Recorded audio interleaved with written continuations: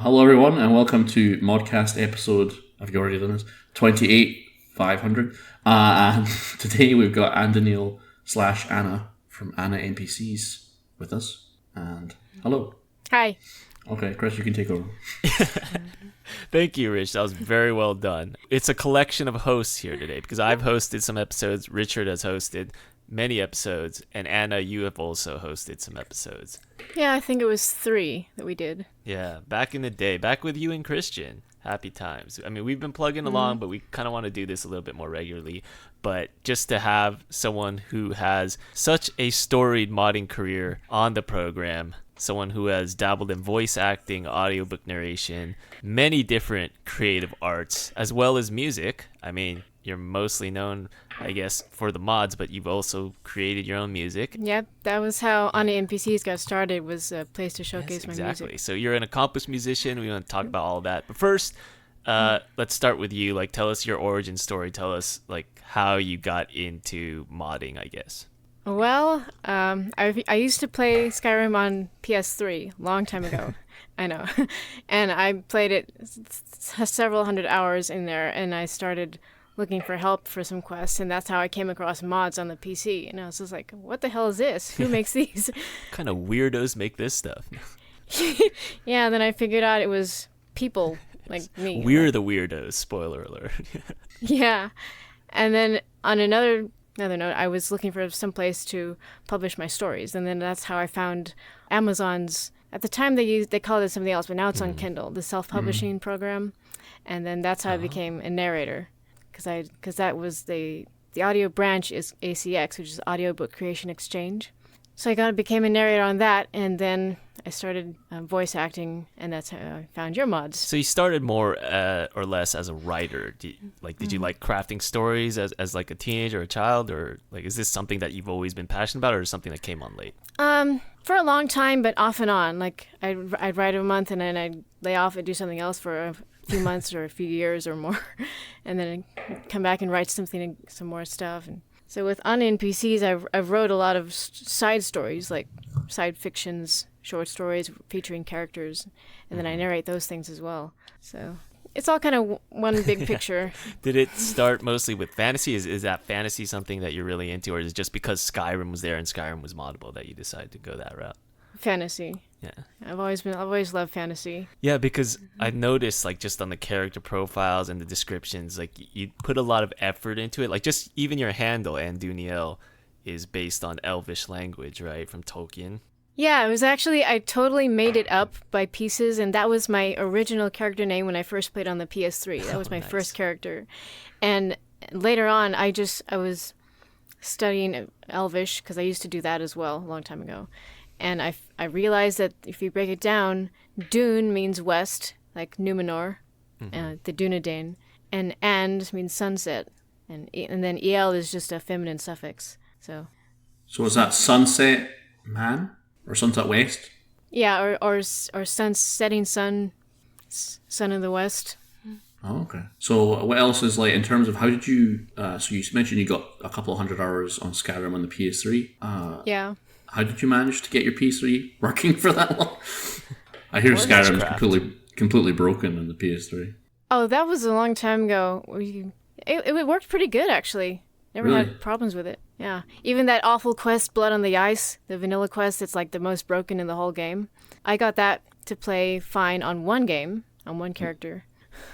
Well, you got to understand that Anna plays normally. She's not like you, Rich, dumping 100 cheese wheels in a highly cluttered area, you know? Yeah. Except I play in God mode, because I do a lot of testing, and I just want to I know. just want to be tough and not die. Yeah, well, when it comes to testing, that's me too. I usually have a god mode, an enchanted sword that is like way more powerful than normal. In Fallout, I think I buff my strength so I could just punch everybody and they one hit die. But yeah, that's just for testing stuff, right? No, So- usually I like a test in God mode, and I never test with the health off, with the God mode off. So I just literally publish the mod, and I just hope people are fine with it. So I kind of do the same thing. Yeah, it's fine. It's fine. It all works. It just works. It just works. But yeah, I mean, like, just looking through your characters, you put like so much effort into it, and and it really shows. And like even the birth constellation part, that's something that I didn't even consider when I was making any characters for my mod, but just the birth constellation part, which is very lore friendly, because in Oblivion you pick a birth constellation that sort of guides your personality in a way. And how did that level of detail, is that something that you enjoy doing, or is that something that you wanted to do for each of these characters? Or Well, yes to both. I had an interest in astrology when I was younger, Okay. and this is something that just kind of happened with a few characters. Like I think it was Marine offhand. I think I chose the steed because she's hasty. She wants to get on to the next thing and the next thing, and never stops to rest for one moment and smell the roses, because she's been on the run for most of her life. And if I found a constellation that fit the character, then I would go ahead and use it, but I'd go out of my way to make it work, you know? Yeah. Because some people, they want to push back against fate, you know? Maybe Marine, she's like, I want to stop running. I want to relax for a second. Like, F you, steed. Yeah. I'm going to be a And she turtle. starts to do that after her quest is completed. She has a little bit of character change. Nice. And do you actually, because this is not something I would ever do, but do you actually like think about maybe even implementing that in the gameplay? Like, okay, so I had this revelation. I want to slow down. I want to, stop being someone on the run. I want to live a normal life, especially because all your followers are marriageable, right? Yeah. So is that something that could like lead to gameplay changes? Like you can marry her after you finish the quest, and then you could have her just like, chill at home? Yeah, that I haven't actually gotten into that, but that's a great idea. Like with Nadina, she also has a character change, or she used to be fancy free, and but after you gain her loyalty and friendship, and if you want romance, then she becomes more loyal. And I've got the concept in my head, but I haven't actually written it out and developed that in the game yet. Yeah, I mean, I guess their fighting style wouldn't change, but if you theoretically wanted to change their fighting style, you could just have another form and just replace the original form with that one. Have one that is set up to use a different combat style or use different weapons or something. Or it could just be like a visual clothing change or something like that. But yeah. Several of them have configurable combat. How would that's impressive. And with the wardrobe change that Shrike that he created, you can set up their clothing to be anything. And Shrike does all the complex programming for the mod. Yeah, he did the sandboxing, the writing, the teleportation to player, the really fancy stuff, and a lot of that he based on Serana. He told me. Oh, nice. Yeah, Serana. He was somehow able to get the stores for that. So are you still expanding the mod? I mean, I noticed you made it compatible with Lucian, which is like a fairly modern mod. So obviously it's quite up to date in a sense. There have been many times when I was going to complete the mod and just say it's done and I'm moving on to the next one. But then Lucian came out and he was in my face in the top files for several days, and I finally decided to check him out, and I'm so glad I did, because Joseph is awesome. He's an amazing writer and scripter and great collaborator, too. So he actually... Lucian is, of course, known for interacting with a whole bunch of other companions, and he actually does the same technique that Shrike and I do, which is using a script to detect another mod, so that you don't need a patch. It's all included in the mod. Does it create like an actual scene with the other characters? I mean, like, obviously Yes. that involves a lot of permissions, like, I'm going to download some of your lines and put it in my mod type thing, or does he actually, use say to, and get the form of the dialogue from the other mod? Obviously that's very technical, but I'm just, wondering. Well, we wrote the dialogue together. I wrote most of them with okay. Lucian, and then we voice him. But the files are actually contained in Lucian mod. There's no patch that requires both of ours. Ah, nice. The banter that I do with interesting NPCs and also now with Kaiden and Inigo is the same sort of thing. So all of that banter is contained within my mod. Yeah, that's pretty amazing. You don't need a patch. I mean, basically what it probably does is it checks to see if you have the plugin, and then Yeah. it pulls the alias and forces the ref into Yeah, exactly. your alias in your scene. Yeah. It's just a script that detects the other mod and detects the NPC. Nice. So have you actually worked together in terms of, have you put interesting NPC lines in Anna NPCs or vice versa, or have you just put your characters Anna from interesting NPCs or in your... Yeah. I use Amelie and a few with Isabel, and then I also worked a little bit with Gearmore to have talk with who's that guy? Skjarn. Skjarn and Marine have a scene. Nice. Where Skjarn is flirting with Marine and Marine is having nothing to do with him. It's kind of funny. I imagine that will not go well. Poor Skjarn. I don't think he'll survive to do his quests. I was just asking Chris if he's ever considered doing that, like, bringing in another companion mod. I know you don't like play other mods, so that might be an issue.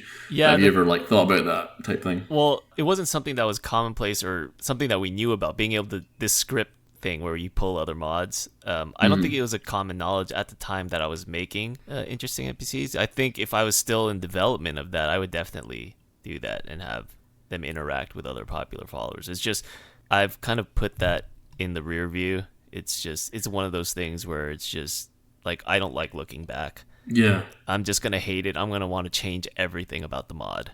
I can't even play it because I want to just throw it all out and say, let's redo this whole thing.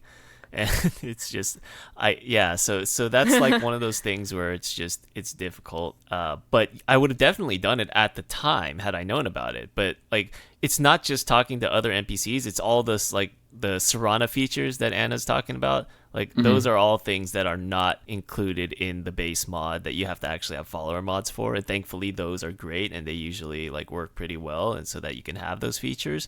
It's just what I had when I made the mod was just the base Skyrim functions, and that's it. But yeah, that's what makes like mods that like Anna NPCs, that's what makes modders like Anna who are dedicated and continue to update their creations like really special, because they continue to keep up with modern times, unlike dinosaurs like myself. Well, it's also a thing about addiction. Yeah.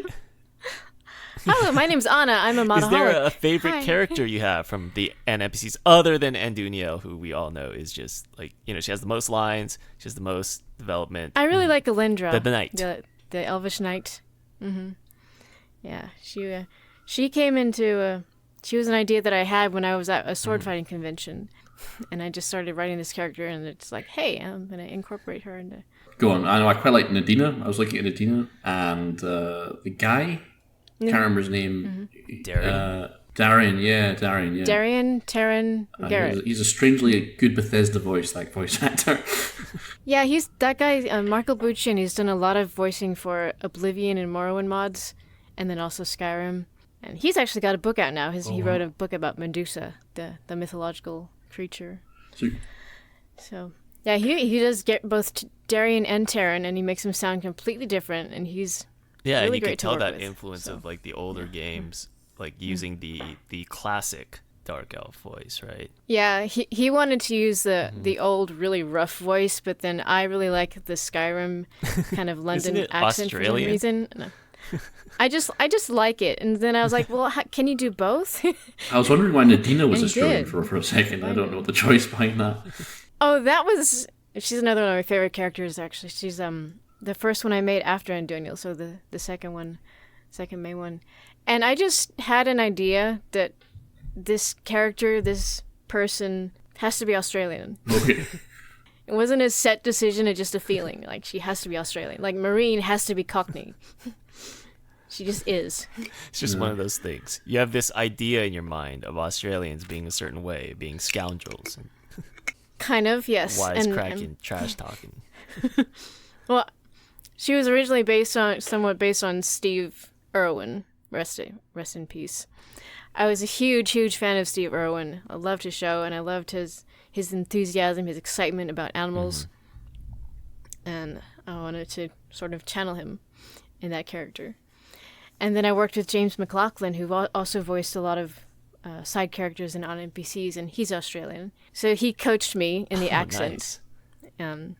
So at first it was a pure imitation of Steve Irwin, and then in Anduniel, Nadina Redux, when I revoiced the entire character, it was after being coached with James. James heard it and he's like, no, that's... And, so he basically told me to get lazy with it and relax, because the Steve Irwin accent is more country-ish, more over the top, and then afterwards she's more toned down, the city accent.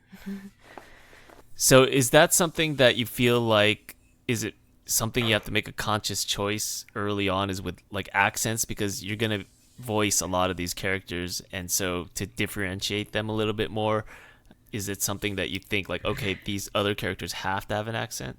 It's mostly a decision in the beginning, but sometimes the accent can evolve.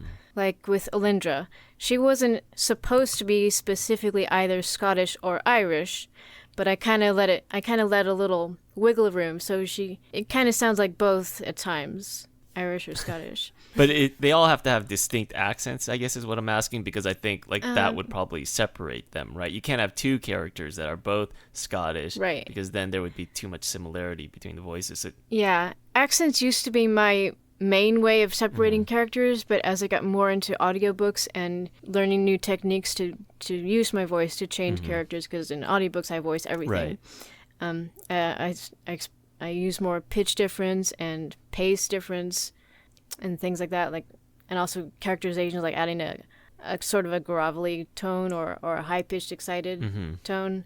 So trying to use more than just accents to differentiate. Is it a little bit different when you're doing audiobook narration as opposed to differentiating in like a video game? Because in audiobooks, sometimes they go really over the top, I've noticed, just to emphasize the difference. Yeah. Whereas that wouldn't really fly, I guess, with NPCs in a video game. Well, that's kind of an interesting question. Like, both audiobooks and video games are, as far as voice acting goes, they're both realistic voice sounding, whereas cartoons are really over the top and almost cheesy sometimes. Right. So you're saying no, you're wrong. It's very realistic. I'm saying there's no cut dry way, as far as I know, to say this is how audiobooks and this is how voice or video games. I've taken a lot of training that deals with that sort of difference, so it's still something that I'm learning with each new project. I mean, you can get lots of creatures that sound like cartoons, I suppose. Yeah, and Anna's spiders, Anna's insects. That's Anna's spiders. That's your next mod. Anna's revoiced creatures. Did you do a mod where there's like animal followers, but they've got vanilla lines, right? Yeah. Yeah, I did a mod called Fantasy Followers, where I take a fire atronach, a spriggan, a giant, and other creatures and make them followers. And I just did it as a silly side project, and I actually get a lot of comments on it on Steam. And using that as a segue, one of the other things you do in your diverse modding portfolio is make townhomes and town makeovers and inn revamps. So these are like architectural things, I guess. When did you start getting into that, and why? Well, I've been into that for a while because my major, my job, was landscape architecture. So I have a lot of experience in dealing with spaces, architectural and landscape. So that's kind of how that came along, and I was so tired of all the village inns looking the same, and I tried a lot of mods, such as Chesry's unique inns. Chesry. I really like Chesry. I really like the Falkreath Inn and also the Dragonreach one. But then the only one that I keep now still is the Falkreath one. And then I liked that idea of making each inn unique, so I just started doing my own takes on them. And then with my Rorikstead one, I added custom voice characters. Oh, nice. A waitress, a vineyard girl, and a new bard. Is there something that you would consider like a signature style for you when you're doing like architectural, like landscape stuff like that? The thing that do I have a style when I remodel an interior? Yeah. Do you have anything that's particularly like signature about what you like to do or what you like to see? What you like to see when you go into an interior? Well, it depends on the place. Like for my Rorikstead one, I've concentrated on the town. It's known for having good crops, being a very fertile area, and so I concentrated on I call it farm charm. So I created paintings that are kind of farm themed and like dairy cows and wheat and then I've added a vineyard in the back of it. Do you use any like real world references, or do you just kind of just base it off like the Skyrim sort of farm charm or Skyrim sort of lore? Both. Like I used real photos from Google to find wheat and dairy cows and bakery things. So in Skyrim, you don't have really baked goods except a sweet roll, and there's not a lot of variety there. So I found pictures of croissants and other pastries that I thought would be cool to have in Skyrim. That's actually in another mod that I have. We can talk about that in a bit. Yeah, no, go ahead. Talk about it. I'm making a mod for revamping Solitude, the whole city of Solitude. Oh, wow. And I've added a new bakery, a cobbler, a luthier, music shop, a bookshop, and all of these have custom voiced merchants. And the bakery has baked goods from a few resources, including called Taste of the... I can't remember the name of it now, but it's a bunch of cakes and treats and candied apples kind of resources. Yeah, and the cool thing about Solitude is because it's a port town, you could ostensibly bring in goods from all over Tamriel. You can have NPCs from all over Tamriel, right? Yes. Is that... like cheeses. Cheeses and baked goods. And I currently have an inn down at the docks that's in Anna NPCs that's called the Grey Goose, or the Grey Goose Tavern. Grey Gull Tavern. That was another name. And I'm actually going to move it out of Anna NPCs and put it in this Solitude mod because I think it fits better there. So, like, where have you put, like, the stall? Have you put them, like, stalls or, like, in the... You taking more advantage of, like, the real estate in terms of, like, inside the walls or that kind of thing? Or I added new houses, new buildings. So there's a bunch of open spaces in Solitude City, so I'm actually putting new buildings in there. Nice. Yeah, there's going to be a tavern, a couple of taverns, and a garden of statues. Yeah. That's an idea I got from another Solitude mod. I've tried a bunch of them, and I didn't like any of them long term, including JK's. So Shots I fired. That's what this podcast is about. Yeah, there was one called Nerney's Enhanced Cities and Towns, and they did a Solitude one before they did the main one that merged all of them. And that's where I got the idea of the new shops. I was like, that's really neat, but I'm going to put them here instead. And the nice thing about having new interiors is it rarely ever conflicts. Like, you're not fighting for the same real estate, and you don't have to put a bunch of nav cuts like on the ground if you're like editing like the market area. So, but at the same time, you have to put in exteriors as well, and then those can conflict with other mods. Yeah. And then it's like, can you make a patch for this? Can you make a patch for that? How do you respond to that? Just make a patch, put a script in which disables the other mods. Yes.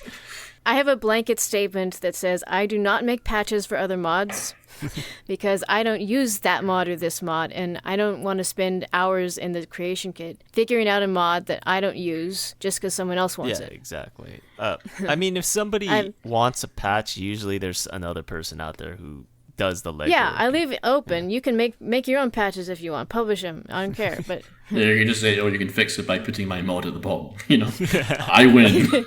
Yeah. That is true. That's another thing that you could always go. You just say, fiddle with your load order. But if you want my mod to work with all my amazing NPCs. Oh, well, what do you think of the mod packs? Did you get that thing? Have you logged into Nexus to see your sort of report? I mean, were you pleased or happy to see that, or sad or angry? Or what mod pack are you talking about? Well, when you log into Nexus, there's a sort of message to all mod authors where it talks about mod packs, which basically says, like, if they're using Vortex or whatever, people don't have to go to your page. They just click a mod pack, and that just downloads your mod, presumably with mods that work with it automatically. So, for example, if people want characters or whatever, you can download Lucian, your house mods, and your NPCs all in one. If someone has made a mod pack for it, I think people were talking about that in Lucian's Discord, but I didn't really participate in the discussion. Yeah, I mean, I was kind of not familiar with like semi against it because I thought it was literally like it's like Minecraft. People will just combine. The mod packer will get the credit, and you will just disappear into history. Yeah, that's what it seemed like to me. So, and then some people were arguing that they would still have to download from your original page. So I'm not sure how it works actually. Neither do I. I kind of like if it's an automatic algorithm or whatever, which downloads the single mod separately, and the author of the mod pack or whatever doesn't really get any, kudos like it was in Minecraft.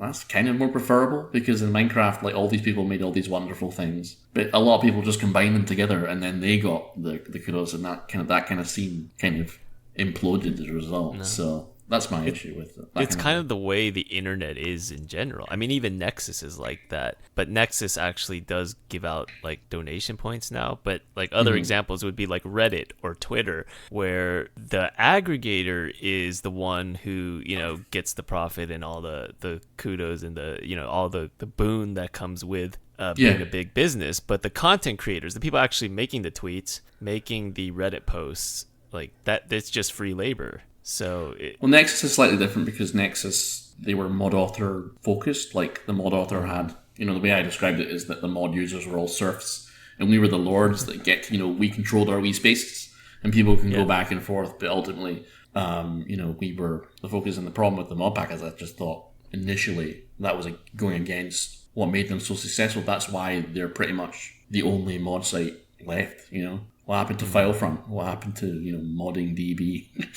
Just all went that way. So yeah, and I think Nexus in general has been really good about just like putting mod authors first. With the whole donation points. I don't know what they're called. Donation points? What is they're called DP. DP. Like, DP. I think it's cool, not because you're gonna get rich from DP or anything like that. It's just the principle of it.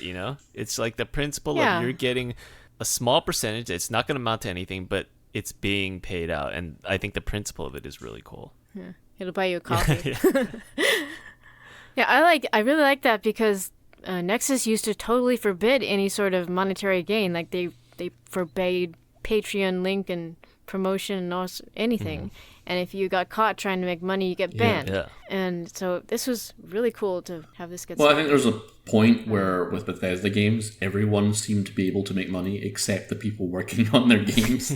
So like people who sold stuff on Etsy, they can make a buck. People who sold shirts, they can make a buck. And people who wrote like fan fiction or something. But anyone who actually touched the creation engine, you're forbidden. You work for God. You're not allowed to make a penny. So I suppose that kind of, with Creation Club and I don't know, the first paid modding attempt and the Nexus eventually, which allowed us to get some kind of recompense. Yeah. I mean, it's nice just in terms of the principle, right? Yeah. It's nice to have the appreciation, to have Nexus appreciate modders. Like I put all my DP into like Red Cross or any of the other charities that are on the options there, but it's just it's nice that I get some control over what the ad money that my mods have gained, that the revenue that they've created, that I get some control of where it's donated, because I still feel weird if I take it for myself, because like I didn't make the mod myself. Like actors helped, and mostly actors and a few like art assets people, and so it's a collaboration, so you can't just take the money yourself, but it's nice to be able to have some control of where the money goes. I mean, are you happy just modding for Skyrim like until the Elder Scrolls 6 presumably comes out, or have you ever been tempted to mod Fallout 4 or just like Starfield or whatever game they'll come up with? Sounds interesting. I mostly mod Skyrim because it's easy, because it's mod friendly. I would love to mod Dragon Age, but I can't. It's too hard. I've downloaded the kit and I've tried tutorials. I've tried so much, but I can't. I'm just not smart enough to figure it out. Dragon Origins, Age, right? Dragon Origins and 2 both use the same kit. And then Inquisition is a whole new thing. Inquisition, I managed to make a texture, an outfit texture, one mod for Inquisition. And then I made some...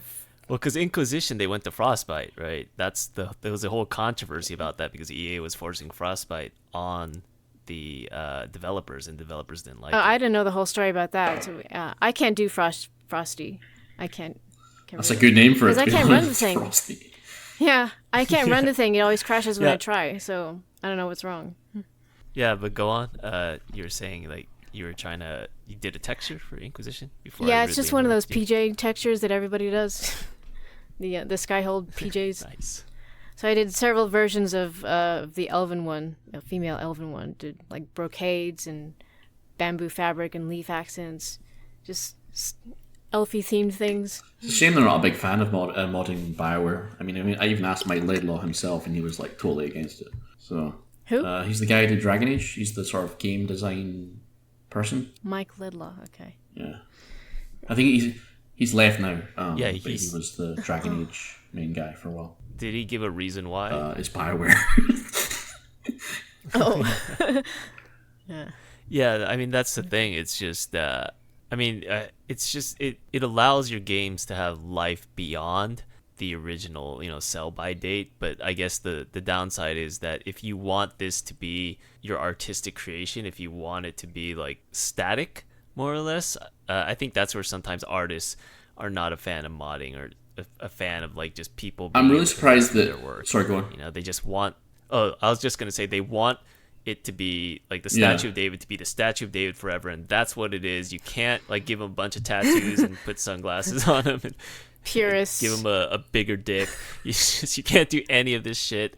It is got to be that way, and that's how you want the audience to see it. And so that I get that in a sense, but I also think that vision is still protected. Like, we still have the base game, we still have the vanilla version that will always be there.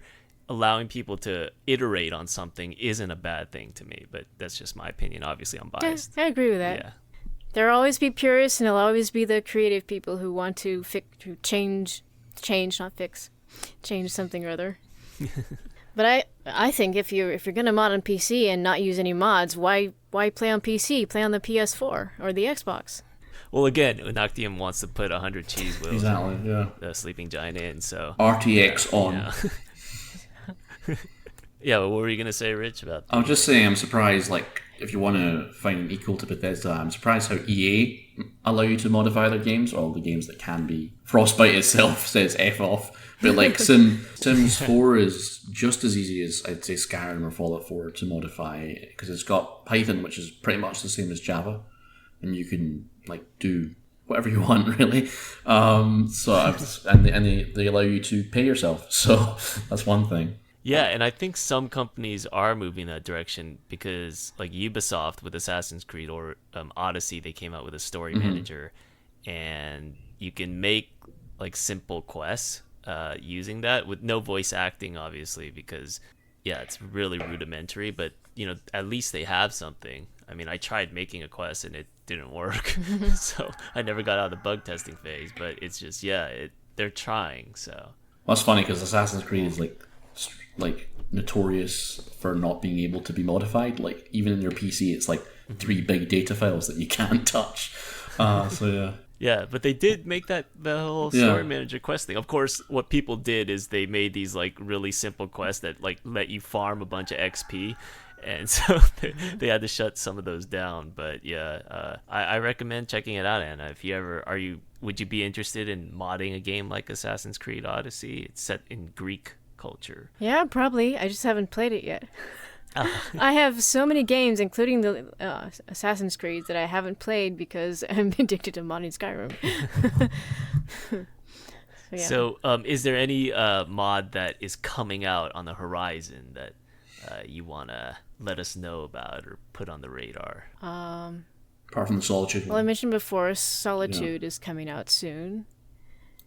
Dragon Age Origin Followers is going to be updated pretty soon.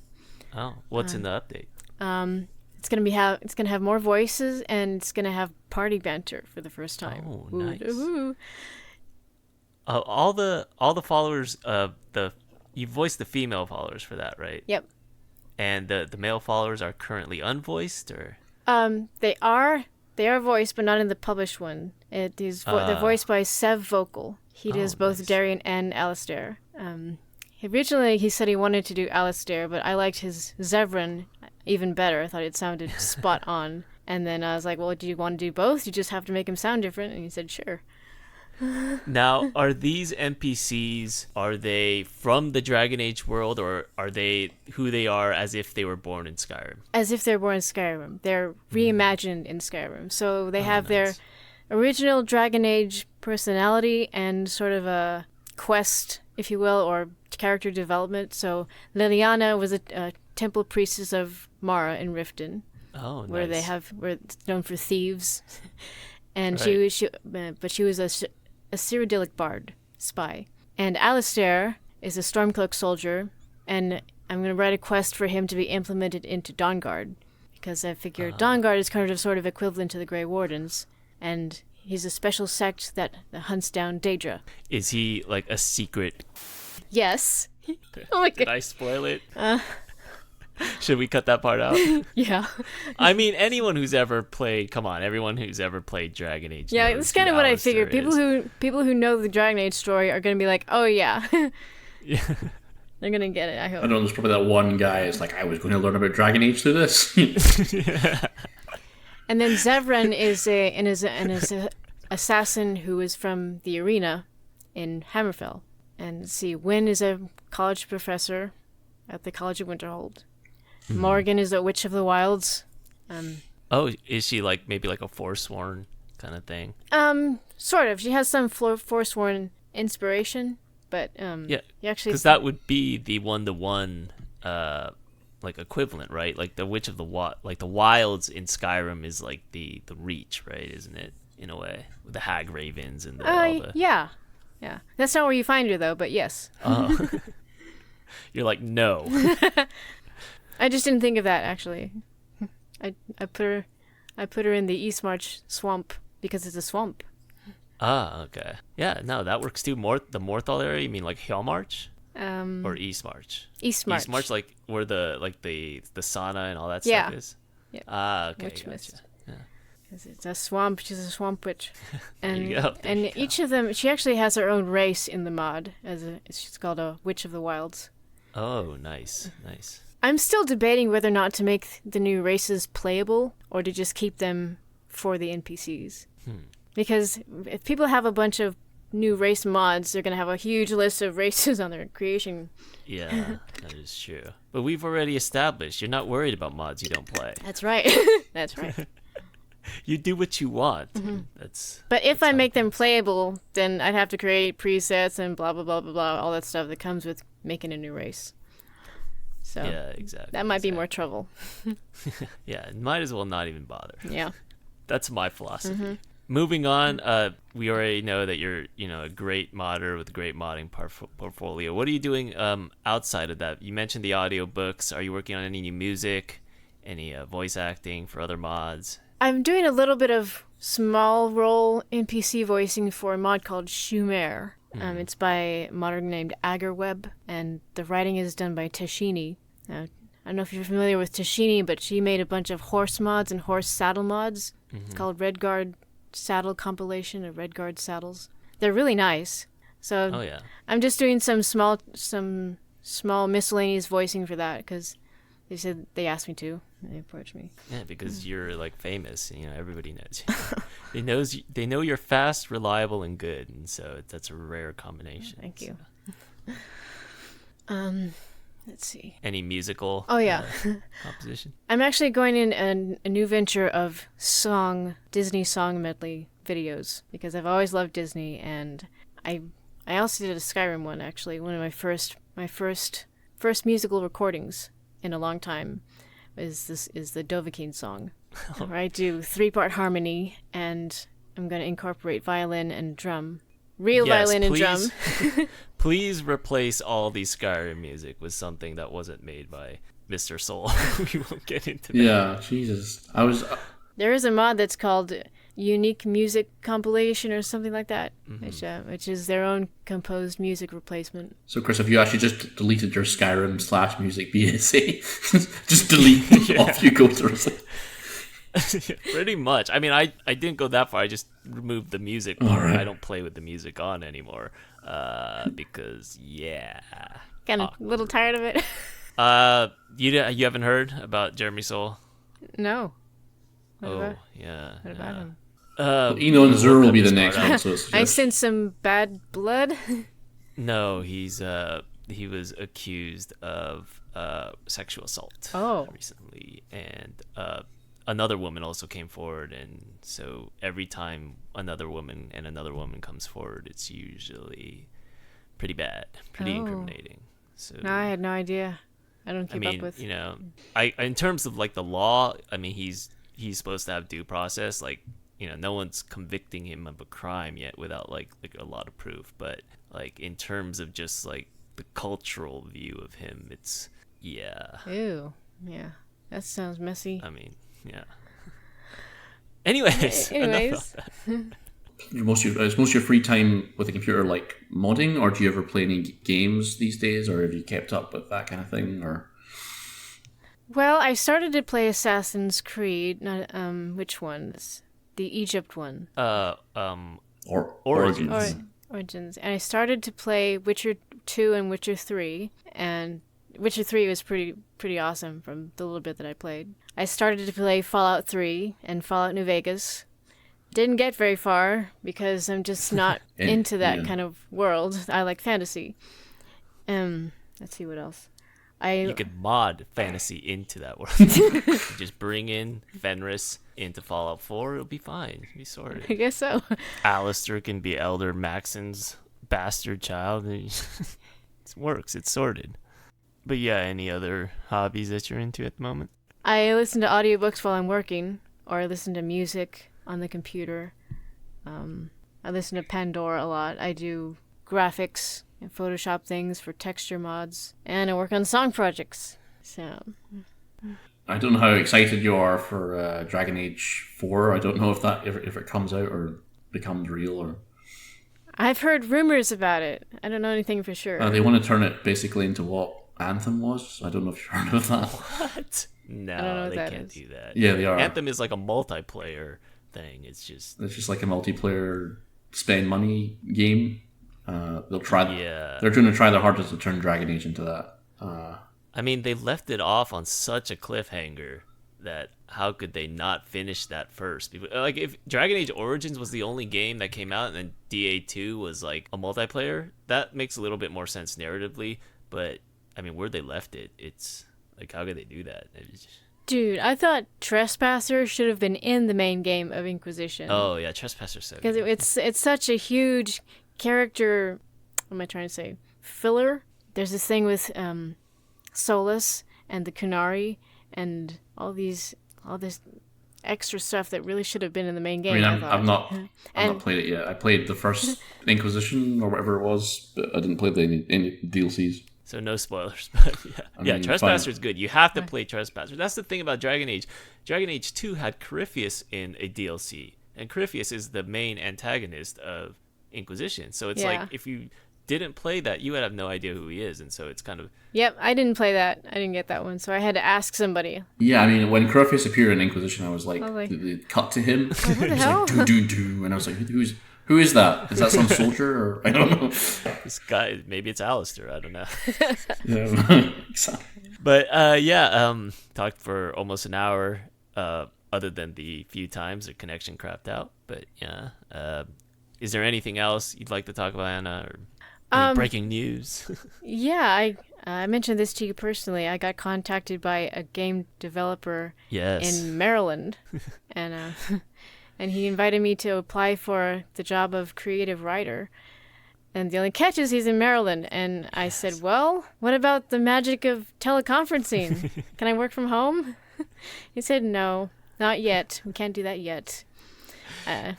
Is that something, though, that you're still considering? Is it possible that we are going to get your stories and NPCs and maybe even music in something canon that is going to come out soon? I'm kind of hoping so. I applied to that job, and he said he would put in a good word for me when they get the application. And I also recently found another studio here in my town in California, and I applied to that, although they didn't have a specific role of writer or creative. Mm-hmm. And they didn't reach out to you directly and say, we want you for this job. No. But that was pretty cool and very unexpected. He said he used my mods, and he's a great fan on NPCs, and he said, be sure and mention all your other mods in your application. Yeah, because I mean, just being able to do different skill sets is probably valuable. I can't speak for that personally. I mean, do we want to say the name of the or no? The name of him? Oh, the name of the company. ZeniMax, that's right. It was ZeniMax. Intrepid is the one local that I applied to. So you want to? It's okay to mention it. So we're talking about ZeniMax. Yeah. We're talking about ESO, right? So yeah. He works on ESO, and he also plays Skyrim. Okay. So yeah, because I know if you are working on like TS6 or something like that, all those other skills that you have, building houses, doing this, those are valuable skills. Like scripting, you've scripted before as well, right?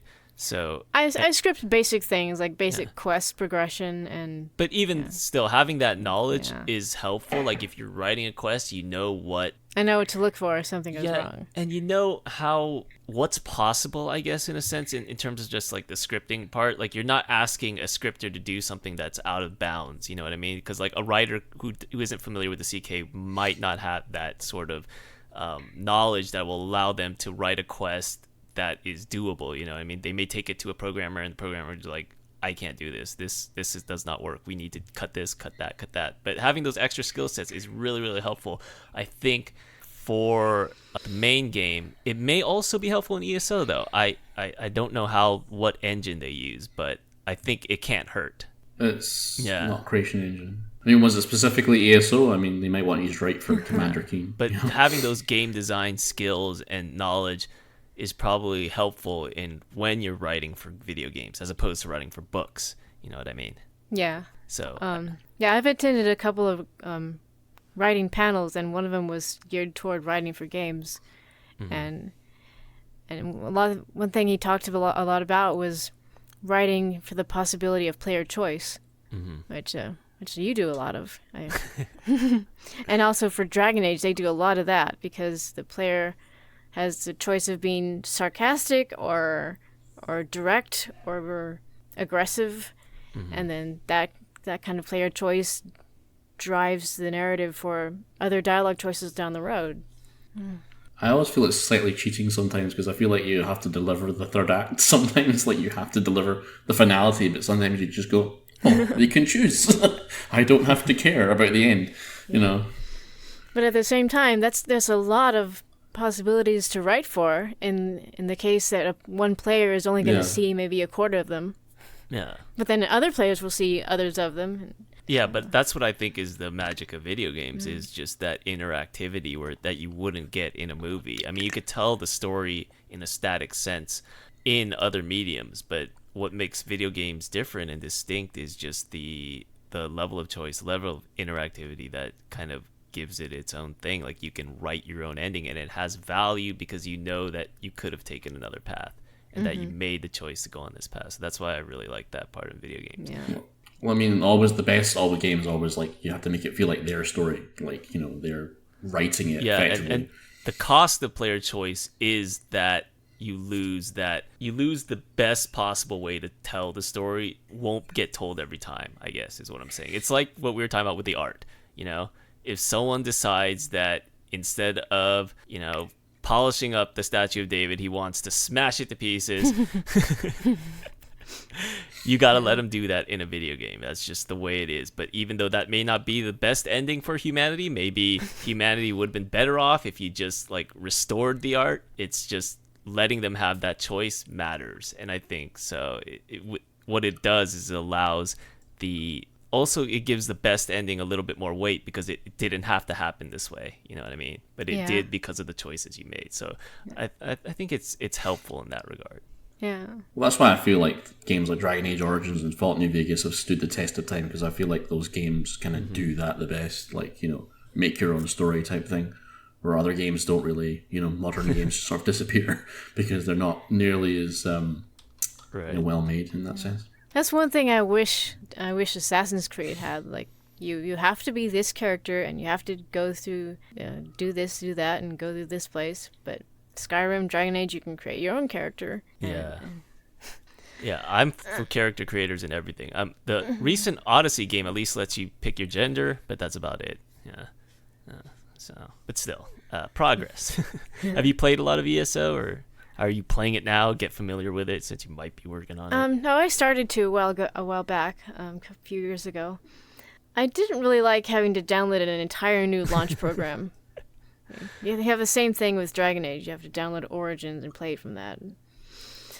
I think I somehow missed something in the character creation because I ended up with, I think it was a dark elf with not much personalization. And I complained about that to somebody, and they're like, "Oh, I got a lot of like." I think I was like, maybe I missed something there. So I don't know. Maybe I'll try it again later. I don't think you've had an issue. I think everyone goes through same because the problem with Elder Scrolls Online is that the textures are fairly high resolution, but if you notice closely, the models are very low polygon to like fit a lot of stuff in the world. Like so that's why you can't get any detailed face meshes or anything. Yeah, I've seen some pictures online of the places like cities that look really nice. Mm-hmm. All right. Yeah, the connection's just crapping out. Good. So, but yeah, it was a pleasure to have you on, Anna. It was good to catch up and talk. Yeah, it was nice to talk to you guys. Thank you. Yeah, and thanks for coming on. Thanks for coming on. Thanks for having me. It was fun.